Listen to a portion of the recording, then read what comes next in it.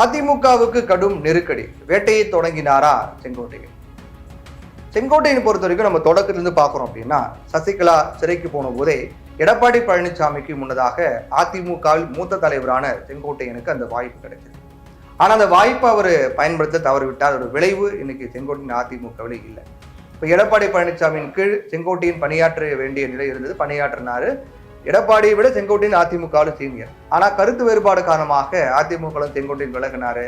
அதுக்கு பிறகு ஒதுங்கி இருந்தாரு. அதுக்கு பிறகு அதிமுகவிலிருந்து நீக்கப்பட்டார். அதுக்கு பிறகு ஒரு விஜயனுடைய தாவேக்காவில் இணைந்து இப்போ செயல்பட்டு வந்துட்டு இருக்கிறது பார்க்குறோம். அவருடைய ஒவ்வொரு நகரும், செங்கோட்டையனுடைய ஒவ்வொரு நகரும் எடப்பாடி பழனிசாமிக்கு எதிராக அவருடைய முடக்கக்கூடிய வகையில் இருக்கணும் அப்படிங்கிறத பிளான் பண்ணிட்டு இருக்காரு.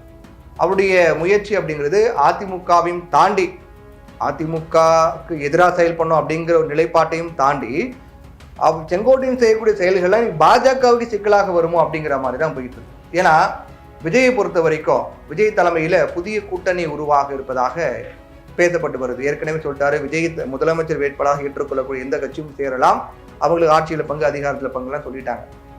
அப்போ ஏற்கனவே திமுக கூட்டணி, அதிமுக கூட்டணி, நாம் தமிழர், இப்போ விஜய் தலைமையில் ஒரு கூட்டணி பாமாறதுக்கான வேலைகள் ரொம்ப தீவிரமாக போயிட்டு இருக்கு. அந்த கூட்டணியில, விஜய் தலைமையில் பாமாகக்கூடிய கூட்டணியில ஓபிஎஸ், டிடிவி தினகரன் சேரதுக்கான வாய்ப்பு இருக்கிறது. அப்படி இணைந்தால் அதிமுகவிற்கு வரவேண்டிய கணிசமான வாக்குகள் பிரிந்து தாவேக்காவுக்கு போக வாய்ப்பு அப்பிரகாசமாக இருக்கின்றது. அதோட கணிசமான இடங்கள்ல வெற்றி பெறதுக்கான வாய்ப்பு, அது சரியா அந்த இடத்தை தேர்ந்தெடுத்து அந்த இடத்துக்கு சரியான ஒரு வேட்பாளர் நிறுத்தினாங்க அப்படின்னா வெற்றி பெறுவதற்கான வாய்ப்பு, சில தொகுதிகளை வெற்றி பெறுவதற்கான வாய்ப்பும் அதிகமாக இருக்கு அப்படின்னு சொல்லப்படுது. இப்ப இது அதிமுகவை தாண்டி பாஜகவுக்கும் ஒரு பெரிய நெருக்கடி ஏற்படுத்தக்கூடிய நிலையை நோக்கி போயிட்டு இருக்கிறது நம்ம பார்க்கிறோம். இப்போ தமிழகத்துல அடுத்த ஆண்டு ஏப்ரல் மாதத்தில் நடக்கக்கூடிய தேர்தல் இப்பவே ரொம்ப விறுவிறுப்பாக போயிட்டு இருக்கு. சட்டமன்ற தேர்தலுக்கு ஒவ்வொரு அரசியல் கட்சிகளும் தயாராகி வராங்க. தேர்தலுக்கு இன்னும் சில மாதங்கள் இருக்கக்கூடிய நிலையில கூட்டணியை பலப்படுத்த புதிய வியூகங்களை அனைத்து கட்சிகளுமே கையாண்டு வராங்க. அதிலும் குறிப்பாக ஆளும் கட்சியான திமுக கூட்டணி வழக்கம் போல வலுவாக இருக்காங்க. எந்த பிரச்சனை இல்லாமல் போயிட்டு இருக்கு. அப்பப்போ கூட்டணி குறித்து சில சந்தேகம் இருந்தாலும் கூட பிரச்சனை இல்லாமல் போயிட்டு இருக்கு. அதை உடைத்து வெற்றி பெற வேண்டும் அப்படின்னா அதிமுக, பாஜக உள்ளிட்ட கட்சிகள் அங்கம் வகிக்கக்கூடிய தேசிய ஜனநாயக கூட்டணி வலுவான வியூகத்தை அமைக்க வேண்டும். அப்படி அமைத்தால் மட்டும்தான் திமுகவை அவர்கள் வீழ்த்த முடியும். வலுவான கூட்டணி வேண்டும். ஆனா இப்போ வரைக்கும் திமுக ஒரு வலுவான கூட்டணியில இருக்காங்க.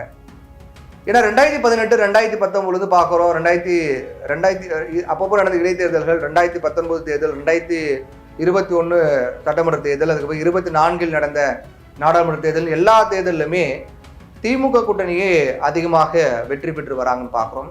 திமுக பொறுத்த வரைக்கும் ரொம்ப எளிமையாக வென்று விடலாம் அப்படின்னும் 2026 தேர்தல் அவங்க கருதுறாங்க. அதே நேரம் இந்த முறை விஜய் தமிழக வெற்றி கழகம் களத்தில் வந்திருக்காங்க. இந்த சட்டமன்ற தேர்தல் இலக்காக நோக்கி அவங்க காய்கள் நகர்த்திட்டு இருக்காங்க. வேட்பாளர்லாம் விரைவில் அறிவிக்க போறாங்க. அதுக்கான டீம் ஃபார்ம் பண்ணியிருக்காங்க. தேர்தல் வாக்குறுதி டீம் ஃபார்ம் பண்ணியிருக்காங்க அப்படின்னு போயிட்டு இருக்கு. முதலமைச்சர் வேட்பாளராக அந்த கட்சியினரால் அறிவிக்கப்பட்டிருக்கூடிய விஜய் மக்கள் சந்திப்பு, பயணங்கள், பொது நிகழ்ச்சிகள் அப்படின்னு அடிக்கடி ரொம்ப இப்போ தேர்தல் வேலைகளை ரொம்ப பிஸியாகிட்டு இருக்காரு. அவர் போகக்கூடிய இடங்கள்லாம் ரசிகர்கள்லாம் நிறைய பேர் வராங்க, தொண்டர்கள்லாம் நிறைய பேர் வரதை நம்ம பார்க்குறோம். ஆனால் அது ஓட்டாக மாறுமா அப்படிங்கிறதையும் இந்த தேர்தல் முடிவுகள் மூலமாக நமக்கு தெரிஞ்சிடும். விஜயை பொறுத்த வரைக்கும் கட்சி தொடங்கியது முதலே கூட்டணி இடம்பெறக்கூடிய கட்சிகளுக்கு ஆட்சியில் பங்கு அப்படின்னு அறிவித்து மற்ற அரசியல் கட்சியிடமிருந்து மற்ற அரசியல் கட்சிகள்கிட்ட ஒரு ஆர்வத்தை தூண்டியிருக்கார். காங்கிரஸ் கட்சி கூட திமுக கிட்ட பேரம் பேசவும் ஆட்சியில பங்கு கேட்கவும் விஜயனுடைய அறிவிப்பு முக்கிய காரணமாக பார்க்கப்படுது. விஜய் வந்த பிறகுதான், அவர் பேசின பிறகுதான் காங்கிரஸ் கட்சியில கூட இன்னைக்கு அதிகமாக குரல் உயர்த்த ஆரம்பிச்சிருக்காங்க அப்படின்னு பார்க்கப்படுது. ஆட்சியில பங்கு வேணும் அப்படின்னு விஜய் அரசியல் கட்சி ஆரம்பித்த உடனடியாக யாரையும் பெரிய அளவில் கட்சியில் சேர்க்கல, யாரும் சேரலை அப்படின்னு நம்ம எடுத்துக்கலாம். அவர் சேர்ந்த அந்த கட்சியில் சேர்ந்த பெரிய நபர் அப்படின்னா இப்போ இருக்கு செங்கோட்டையன் தான். செங்கோட்டையன் மட்டும் தான் பெரிய நபர் அப்படின்னு பார்க்கப்படுது. இப்போ எடப்பாடி பழனிசாமியோடு ஏற்பட்ட அதிருப்தியால பிரிந்து போன செங்கோட்டையன் தாவேக்காவில் இணைந்து பணியாற்றிருக்காரு. தாவேக்காவில் இணைந்த பிறகு அவருடைய அரசியல் நகர் ஒன்றொன்றும் எடப்பாடி பழனிசாமிக்கு ஒரு பெரிய அளவு நெருக்கடி கொடுக்கணும் அப்படிங்கிற பிளான் பண்ணி தான் வந்துட்டு இருக்காரு. தாவேக்காவோட முன்னாள் முதல்வர் ஓ பன்னீர்செல்வத்தின் அதிமுக தொண்டர்கள் உரிமை மீட்பு கழகமும் டிடிவி தினகரனுடைய அம்மா மக்கள் முன்னேற்ற கழகமும் கைகோர்க்க வாய்ப்பு இருக்கிறதாக இப்போ ரீசெண்டா தகவல் ரொம்ப அதிகமாக வந்துகிட்டு இருக்கு. இந்த இரு கட்சிகளுமே எடப்பாடி பழனிசாமி மீது அதிருப்தி காரணமாக அவங்க என்டிஏ கூட்டணியில சேரல. நான் எடப்பாடி பழனிசாமி தான் முதலமைச்சர் வேட்பாளராக நிறுத்தினீங்கன்னா அவர் முதலமைச்சராக நாங்கள் ஏன் கஷ்டப்பட, நாங்கள் அவருக்கு எதிராக தானே இருக்கோம் அப்படின்னு சொல்லி என்டிஏ கூட்டணியில் ஓபிஎஸும் டிடிவியும் சேரலை. ஓபிஎஸ் டிடிவி தினகரன் ஆகிய 2 பேருமே அதிமுகவுடைய பொதுச் செயலாளர் எடப்பாடி பழனிசாமி தலைமை ஏற்க மறுத்துட்டாங்க. இந்த நிலையில தான் ஓ பன்னீர்செல்வம் டிடிவி தினகரனை தாவேகா கூட்டணிக்கு இழுக்க அதிமுகவிலிருந்து நீக்கப்பட்ட முன்னாள் அமைச்சர் செங்கோட்டையன் தீவிரமாக காய் நகர்த்திட்டு இருக்காரு. ரகசிய பேச்சுவார்த்தையும் இது தொடர்பாக தொடர்ந்து தீவிரமாக போயிட்டு இருக்கு. இதனால தாவேகா தலைமையில் புதிய கூட்டணி உருவாக வாய்ப்பு இருக்கிறதாக சொல்லப்படுகிறது. இவர்கள் தவிர்த்து இன்னும் சில பேர் வருவாங்கன்னு கூட செங்கோட்டையன் சொல்லிட்டு இருக்காரு. இந்த கூட்டணி அமைந்தா தேசிய ஜனநாயக கூட்டணியின் வெற்றி வாய்ப்பில் பாதியை பாதிக்கலாம் அப்படின்னும் சொல்லப்படுது. செங்கோட்டையன், ஓபிஎஸ் மற்றும் டிடிவி தினகரனை மட்டும் இல்லாமல் எடப்பாடி பழனிசாமி மீதும் அதிருப்தியில் இருக்கக்கூடிய அதிமுகவினரையும் தாவேகா பக்கம் இழுப்பதற்காக செங்கோட்டையன் வேட்டையை தொடங்கியிருக்கார் அப்படிங்கிறத பார்க்க வேண்டியிருக்கு. இது பாஜகவிற்கும் சிக்கலை ஏற்படுத்துங்கிறதுல மாற்று கருத்து கிடையாது. ஈரோடு மாவட்ட கோபிச்செட்டிப்பாளையம் தமிழக வெற்றி கழக அலுவலகத்துல கழக வளர்ச்சி அவங்க தமிழக வெற்றி கழகத்துடைய அந்த கட்சி வளர்ச்சி பணி குறித்தெல்லாம் தேர்தல் குறித்தெல்லாம் ஆலோசனைகள்லாம் நடந்திருக்கு.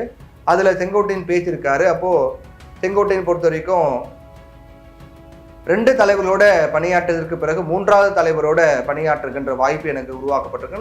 நிறைய விஷயங்கள்லாம் பேசியிருக்காரு.